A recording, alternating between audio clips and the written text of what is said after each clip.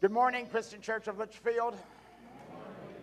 Hey, we welcome you to our services today. We're so happy to have you with us and worshiping with us today. And it's our prayer that today will be a blessing in your walk with God. I want to begin by having you evaluate your life in the following manner. This past week, was it a good week for you? Or was it a bad week? Let's just see where we're at today, okay? How many of you had a good week this past week?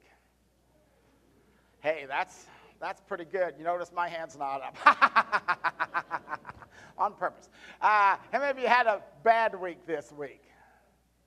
Thank you for your honesty. There's some hands go up. What is it that makes a bad week? Let's just take it to a bad day. And we all have bad days. What is it? We all have those buttons that if they get pushed, it just puts us over the edge. You know what I'm saying? Am I right? And you just say, wow, I'll just be glad when this week is over, when this day is done. We've all felt that way.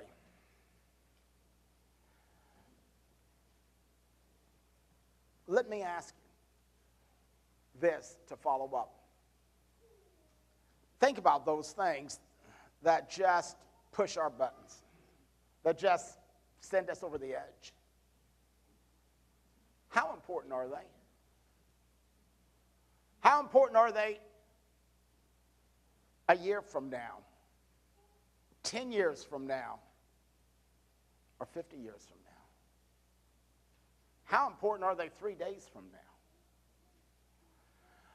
I want us today to open our eyes and begin to live life here upon the earth as God intended for us to live. I'll never forget, several years ago, Ben Alexander, from exposing Satan's power ministries in Florida, came to this country to promote the occult and witchcraft and was a medium. And he came to know Christ, became a Christian. And he says, and I quote, "This life is not about this life." But we not only live our lives that way, we live as if this life is all about today. So often, we have absolutely zero vision. And so it's going to be extremely difficult for us to get where God, I think, wants us to be, and that is to focus on eternity. And I want to talk about investing in eternity. We all know what happens when we don't have vision. Dave Ramsey. How many of you have taken Dave Ramsey's course? I think most of you probably have. A lot of you have. Raise your hand if you've taken Dave Ramsey's course. If not, you really need to take it. He says a lot of people go through life, they just live for today. He says, and all of a sudden they wake up one day and find themselves, they're old. He says, and they think, wow, retirement is here, and I'm totally unprepared. He said, it's like going through Gomer Pyle, going through life on Valium. You wake up one day and shazam, what happened? I'm old and I got no money, And you say, I should have prepared. Well, I'm going to tell you, when I was in my 20s and 30s, I couldn't see to the 60s and 70s. I couldn't see to the 50s. I had so much problems in the 20s and 30s. You just deal with it, and it blinds you to prepare. And the statistics are overwhelming of the vast majority of people that are going into retirement totally unprepared. Well, I'm not here to talk about retirement. I'm here to talk about eternity. It's sad when you live several years and you can't prepare for a few years when you retire. But the greatest tragedy of all is to live our lives as if this life is all that matters, and we haven't invested in anything that's going to last forever. That's what we're going to talk about today. So we're going to begin. The first principle is this. If you're filling in the outlines, real simple today, but we're throwing up a lot of scriptures. We're going to look at some pictures that Jesus tells, some stories that Jesus tells, because they really open our eyes to some things that we really need to see. Here's the first principle that Jesus underscores. This world was never meant to be enough.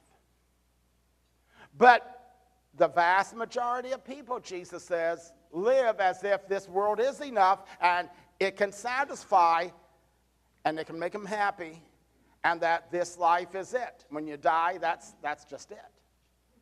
Now people say, well, we don't believe that. We believe there is life after death. Really?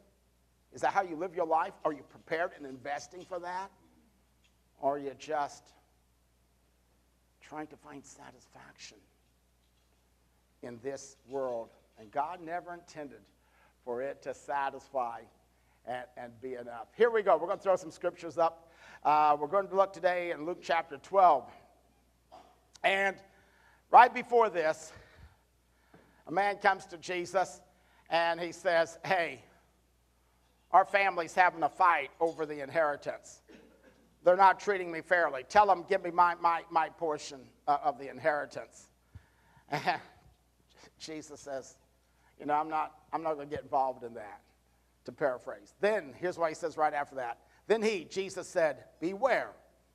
Guard against every kind of greed. Now, why does Jesus say guard against every kind of greed if it wasn't a serious problem? Life is not measured by how much you own. How do you measure life? Jesus says it's not measured in this world. This world was never created by God to be enough for you and I. And then Jesus tells this parable about this farmer. And he has been blessed with an incredible crop. He has more crop, he has more corn than he has bins. And, well, let's read on and see the story here. He has a dilemma. And here's what he says. I'll tear down my barns and I'll build bigger ones, and I'll sit back and say to myself, my friend, you have enough. Circle the word enough. Store it away for years to come. Now take it easy. Eat, drink, and be merry. I counted in these few verses that, count them on your hand, 13 times he refers to himself, or my barns, or my goods, or my grain. 13. This is the most self-centered person you could meet. 13 times it's all about me, mine.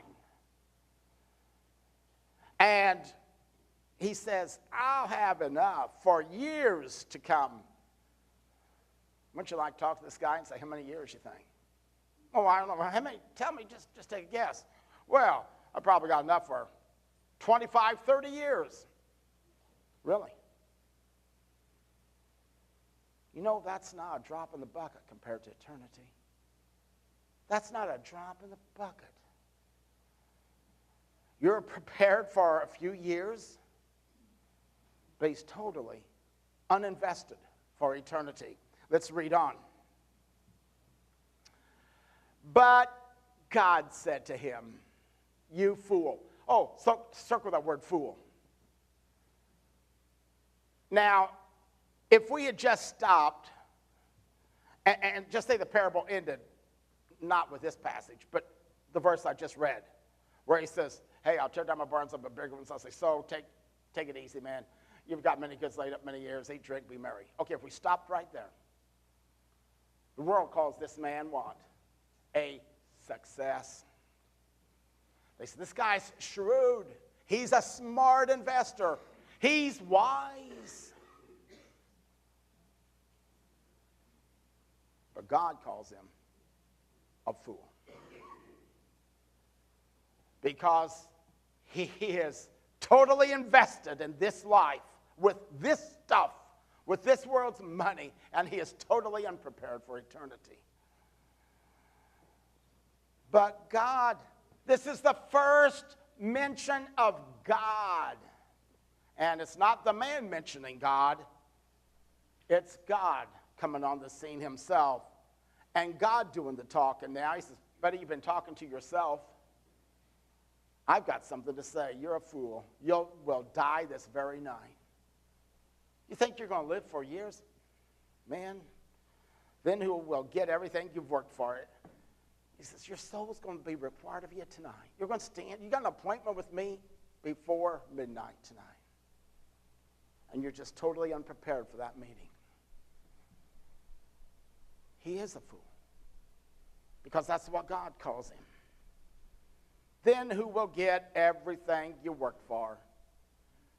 You know, the old saying is there's no Brinks trucks in a funeral procession.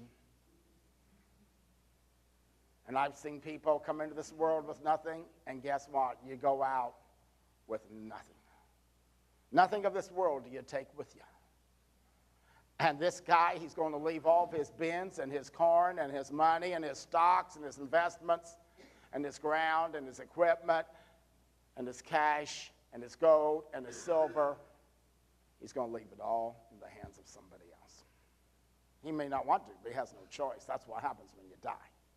Now, if you don't believe that, you read Solomon in Ecclesiastes, the wisest man next to Jesus probably ever lived. And he tried to find that this world is enough. And he struck out every time.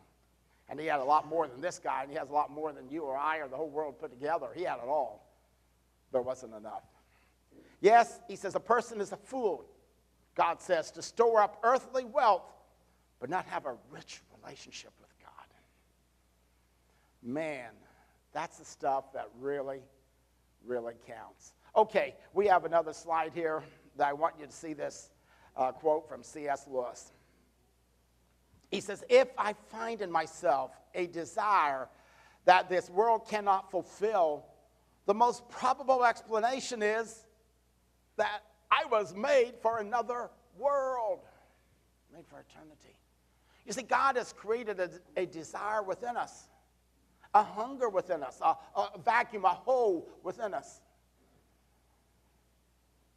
And Satan is a liar, but he is so smart and clever. And he tries to get us to stuff it with junk of this world. Stuff it. This will fill it. And instead of satisfying, you know what? It becomes an addiction. Remember that old commercial, bet you can't eat just one? Oh, yeah. This week, one night, after we'd eaten supper and we were starting to watch Bonanza on TV, and Sammy started to make some chocolate chip cookies. Now, I know what temptation looks like. It looks like a chocolate chip cookie coming right out of the oven. You know what I'm talking about? And I kept, are they done yet? Not yet. You know, are they cool yet? Not yet. You know, well, I'm only going to eat one, I said, and I knew I only eat one, because if I eat more than that, I really get sick. If I eat right before I go to bed, those chocolate chip cookies with nuts, I'm going to have a bad case of acid reflux that night, and I'm not going to sleep very well. So that's really a bad trade-off, even though they taste great. So finally, had to watch 2 episodes of Bonanza. But finally, the cookies are done. They're cool enough to at least eat. Boy, I had, man, that's good. And I'm watching, next commercial comes on, and I'm just going to have half of one more. Half won't, you know. I did. I just took a half. But it didn't satisfy. And the next commercial, I went and took another half. In fact, I ended up eating, well, I'm not going to tell you, but I ate more than one, okay? And I'm going to tell you, I didn't sleep either. I was sick all night. I thought, why did I do this? Sammy, what'd you do this to me for, you know? You got to find somebody to blame when you're sitting up in the recliner at 2 o'clock in the morning. And, you know. So God has given us that hunger. But it's not for chocolate chip cookies. It's for him. It's for him. Look what Solomon writes here in Ecclesiastes. God has planted eternity in the human heart. So don't even try to find satisfaction, fulfillment in this world. Say, I've got enough. Because he's put eternity there, and you're going to say, this is enough. Because this is an eternity. Take it from the guy that wrote those words. Now, if you don't believe that, we're going to throw one more verse up at you right here. Ecclesiastes 5:10. I'm going to ask you to repeat this, read it with me. Would you read this with me? Whoever loves money never has enough. Whoever loves wealth is never satisfied with his income. This too is meaningless. Thank you so much. Because that is so powerful. But we think it will. And all it does is create a powerful addiction to where you just a little bit more, a little bit more, a little bit more, a little bit more, and it'll destroy you. Goes right back to that first verse when Jesus said, be on guard against all kinds of greed. Invest for eternity, because this world was never meant to be enough and to say, hey, that's good enough. You know, here's the point of it. God wants us to trust him and not our money. He wants us to rely and put our faith in him as our security blanket and not our money. What did Jesus say? Jesus said, don't worry about tomorrow, what you're going to eat or drink or wear or that. He says, you know, pagans run after those things. What did he say? He says, consider the birds of the air. Look to them. Have you ever done that? I mean, have you ever saw a bird running back and forth on a limb saying, I have ulcers. I'm just worried, will there be enough worms and cockroaches to eat in the morning? I don't think they get ulcers worried about whether or not there'll be enough cockroaches or worms to eat. How many sparrows do you see that are anorexic saying, man, there's too many fat calories in those grub worms, you know? And then Jesus says something really powerful. Your heavenly Father feeds them, and you're a lot more valuable than those birds. He'll take care of us. And that's why he's put that hunger within, is for us to rely and trust on him. Quickly, we've got to move on. All right, go to the second area we want to talk about. By faith, our eyes open to eternal values. Think about that. And we don't have time today. We're going to put up some scriptures, but the ones we don't have time for is in Hebrews chapter 11. When you look at the people that are in God's hall of fame, or faith, whatever you want to call it, the heroes of the Bible were people that walked by faith, and their eyes were open to eternal values. They didn't embrace this world. Okay, we're going to throw some scriptures up, and here we go. Got about 4 different sections here. 2 Corinthians 4. For our light and momentary troubles are achieving for us an eternal glory. 2 powerful words. We have, as believers in the Lord Jesus Christ, as followers of Christ, we have an eternal glory that far outweighs them all. Outweighs what? All the troubles. So if you've had a bad week, it really doesn't matter. We all have them. Sometimes if you have a bad month, if you have a bad year, it's nothing compared to eternity and what God has in store for those who will be faithful. So we fix our eyes, it's all a matter of vision, not on what is seen, but on what is unseen. That's really tough to do. Since what is seen is temporary, but what is unseen is eternal. Now, we like things that are seen, don't we? and they captivate us. And we're told everything you can see, temporary, temporary, temporary. This coming today, it's not coming today. It'll not be in existence. It's going to be gone. It's going to be burned up. It's the things you can't see that are really important, that really count, that really last. That's so tough. Let's look at the next section here. For we know that if the earthly tent, what's the earthly tent? He's not talking about the house you live in, calling it a tent. He's talking about your body and my body. He says this body is a tent. Now that's not a compliment, calling our bodies tents, because tents are very vulnerable. They're very fragile. They're not very permanent, to say the least. I mean, how many times have you heard Dave Murray come on, interrupt the program and say, folks, we have severe storms moving in the area. There are tornadoes. You're under a tornado warning. If you live in Litchfield, take cover now. Go to the nearest tent and seek cover. Man, if he said that, you'd say that guy is whacked out. He's way out there, you know. And understandably so. Tent's not very secure because this world wasn't created to give us security. For we know that if the earthly tent we live in is destroyed, and it's going to be.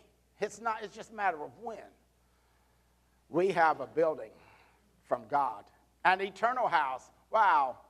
And again, he's not talking about, well, not one made out of sticks. He's talking about your body. You're going to have a heavenly body. I am too. And you're going to wake up in the morning. You're not going to ask, wonder what's going to hurt today that's never hurt before. Man, you're not going to have that problem. You're not going to say, hey, I'm on a diet. I'm diabetic. Can't have that chocolate pie for dessert. Man, you're not going to have that problem.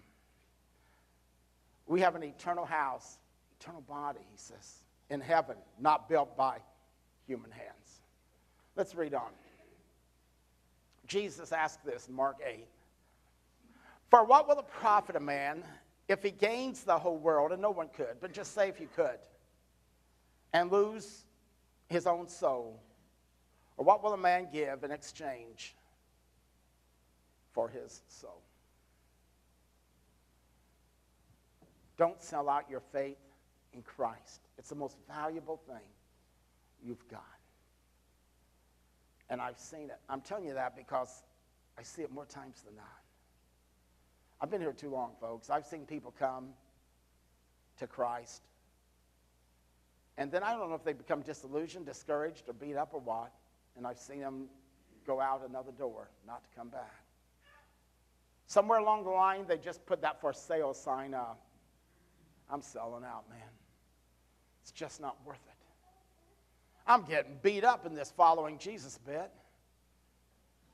Man, you got to look at eternity. You got to look at eternity. Not today, not tomorrow, not this week, not this lifetime. You got to see eternity if you're going to hang in there. I think we got another scripture, don't we, on this one? 1 Timothy 6. Apostle Paul says this to the young preacher Timothy. Command. That's a pretty powerful word, strong word. I'd say this isn't a suggestion. It's not from me, it's from God. Command them. Who's them? He's talking about rich people. And before this, earlier in the chapter, he says riches can become a trap. They can become a trap. Now, animals don't just say, oh, there's a trap. I think I'll walk right into it. A trap is something they don't know it's a trap until it's too late. And bang, it's over. So he says, riches can be a real snare, a trap. So how do you counteract it? Like this. Command them to do good, to be rich in good deeds, and to be generous and willing to share. That's the high motive for accumulating a lot of stuff in this world, to become the most generous, willing to share person ever. In this way, this is the way we prepare for eternity. This way, they will lay up treasures for themselves as a firm foundation for the coming age, so that they may take hold of the life that is truly life. This world's not real life, but we have the opportunity to invest in eternity, into the real real life.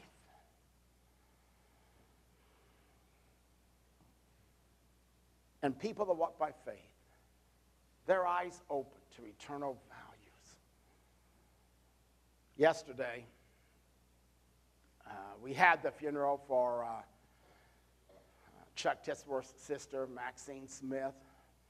And, you know, the family went down memory lane, and we talked about, you know, some memories. And I got on the phone after I got home last night, and I called my sister Judy, that lives in Colorado, and we got talking.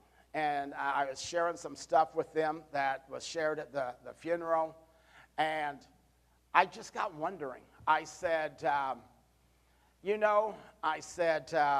they talked about Aunt Ruth and Uncle Shirley being moved here to this area.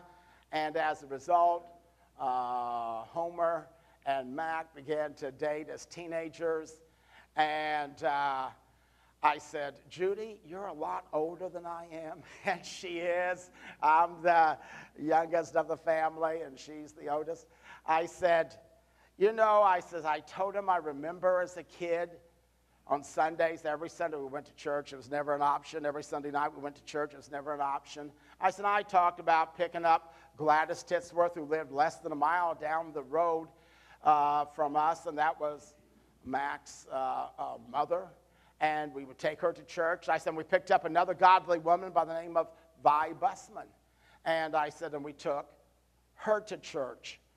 Now, I said,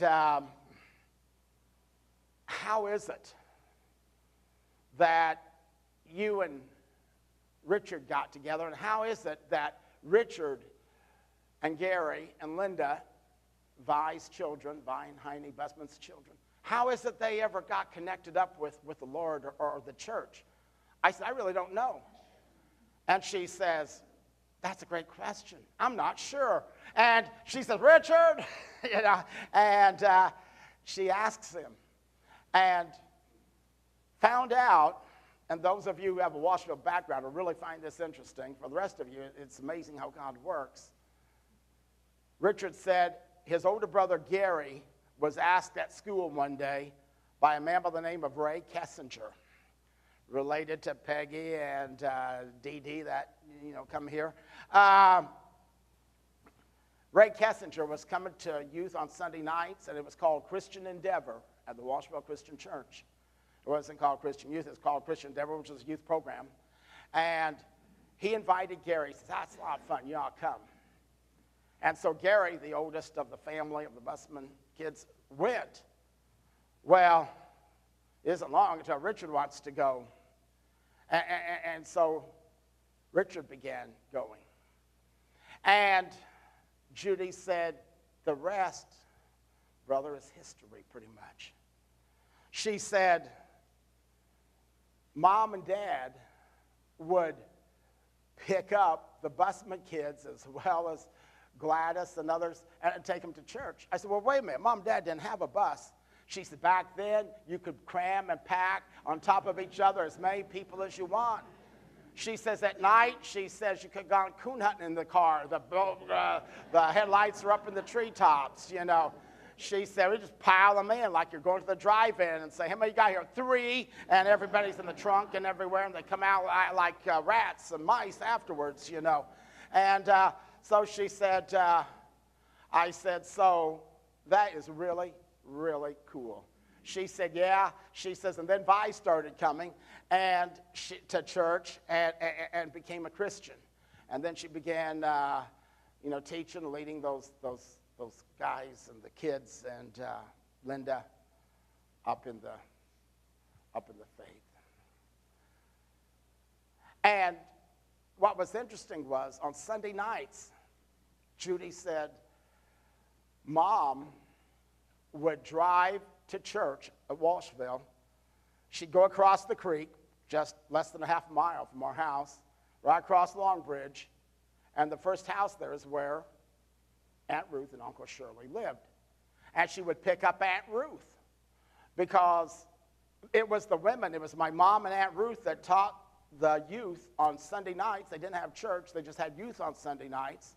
And it was my mom and my Aunt Ruth that taught those kids. And they would pick up Richard and Gary and Linda. And that's how my sister and Richard got together. And I thought, my mom and dad couldn't see picking up some kids that wanted to go to church and taking them to youth on Sunday night. My mom couldn't see, I don't think, that there's a potential preacher. There's a potential Bible college professor. There are people through the preaching of the gospel that's going to touch more lives than we could ever begin to add up or count. And you go back to not just looking at the Bible when we would pick her up, but Gladys. Of course, all the other, Chuck and all them had long been growing up and gone. But you know what? I talked to Chuck about this yesterday after the funeral. I said, both of these godly women, Gladys Titsworth and Vi Bussman, made a decision to follow Jesus, even though their husbands were far from the church and far from God. And that's not a judgment, it's just a fact. And it wasn't easy for them. But they had their eyes open by faith. And they could see eternal values, but there's no way they could see just how much of eternity was going to be impacted by investing in those kids' lives that lived right down the road. You preparing for eternity? Are you investing for it? Or are we just getting sidetracked and shipwrecking with what's going on in our lives for today? This is the stuff that really matters. Let's quickly wrap it up here and move on as we look to the last section. Eternity is only refreshing to those who prepare. I hear this all the time. All the time. When someone has been suffering a lot in this life, I hear them say, well, I'm glad God called them home. They're in a better place. They're not suffering now. I always pray, man, I hope that's the truth. But so far, I've yet to hear one person say, well, now they're finding out what pain and problems are all about. I've never heard that. You say, well, it's not our judgment to make. No, it's not. You're absolutely right. That's not our judgment to put everybody there because it's selling a myth and a lie. Because not me, but Jesus said the vast majority of people are going to be lost. If you don't believe that, you read Matthew 5, 6, and 7, the last part of it, on the Sermon on the Mount. He said, broad is the road that leads to destruction.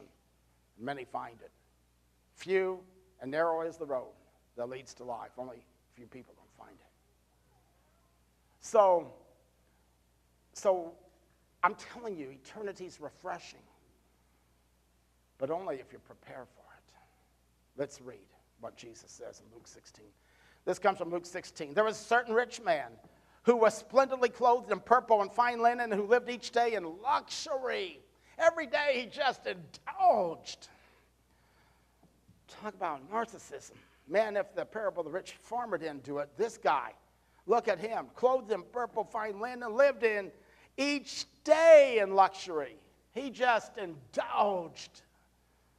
At his gate, right next door, right in his household, right outside in the yard, lay a poor man named Lazarus, who was covered with sores. Here's a man in pain.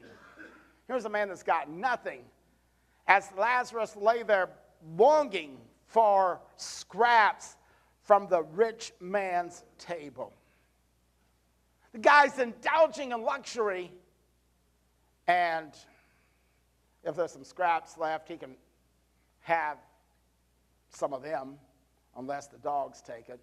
It's kind of a fight between Lazarus and the dogs, it sounds like to me, doesn't it, to you? As Lazarus lay there longing for scraps from the rich man's table, the dogs would come and lick his open sores. Isn't it interesting? The dogs did more for Lazarus than this guy.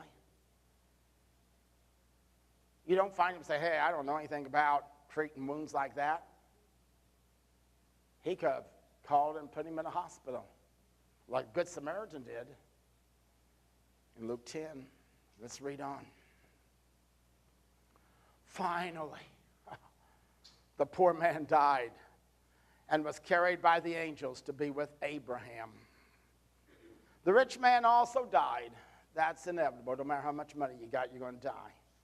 And was buried, and his soul went to the place of the dead. There in torment, he saw Abraham in the far distance with Lazarus at his side. Tables are turned. Now, don't misunderstand this. Don't say, well, all rich people are going to hell and all poor people are going to heaven, and so the poorer you are, no, it's not saying that.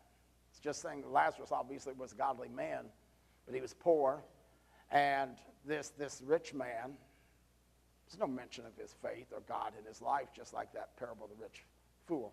Okay, let's read on.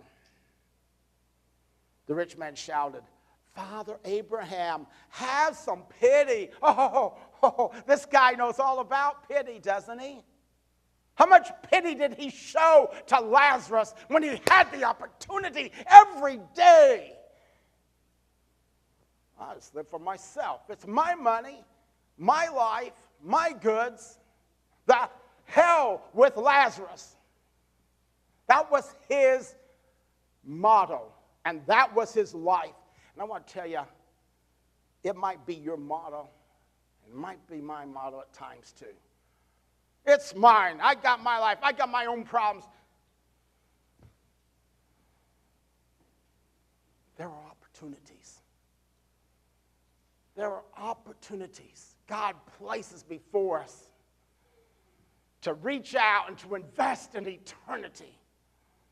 We say, no, not me. Have some pity. Oh, yeah, you know all about pity, don't you, Betty? You didn't show 1 ounce of pity, and now you're begging for pity. Send Lazarus over here. Oh, I'm sure Lazarus would like to come and help you out like you helped him out. Dip the tip of his finger in water and cool my tongue. I'm in anguish in these flames. I'm not doing this word picture. These are the words of Jesus doing this picture. Okay? Let's read on. But Abraham said to him, I like this son. He didn't say you jerk. I probably would have called him jerk. Abraham said, son, you just got to remember some things. During your lifetime, you had everything you wanted. What did he want? He believed this world was enough. Get enough of this world, he had all he needed. Lazarus had nothing. He said, here are the facts. You were aware. Lazarus had nothing. You had everything. Let's read on. There is a great chasm separating us. Man, this is why it's so important we get it right. You don't die and later say, you know what? I made a big mistake about this eternity bit in heaven and hell. I need a do-over, God. There are no do-overs. There's a great chasm. He says there's no switching once you die.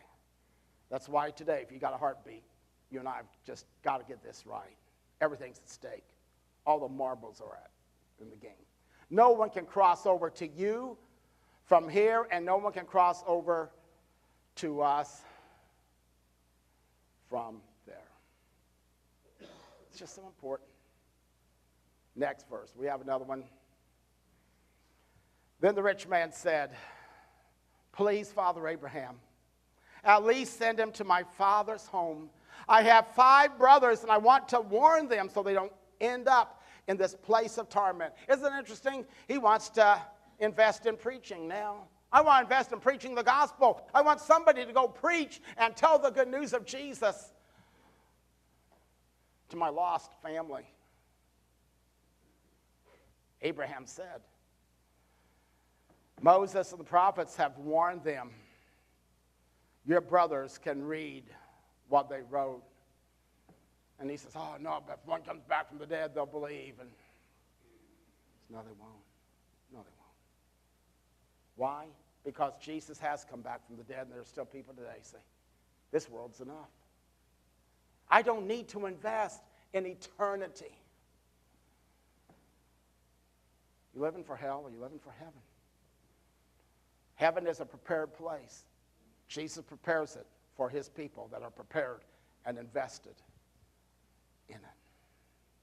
Man, this has really challenged me this week as I looked at this sermon on saying, man, you know, are we really prepared for eternity? Are you really ready, you know, to meet God?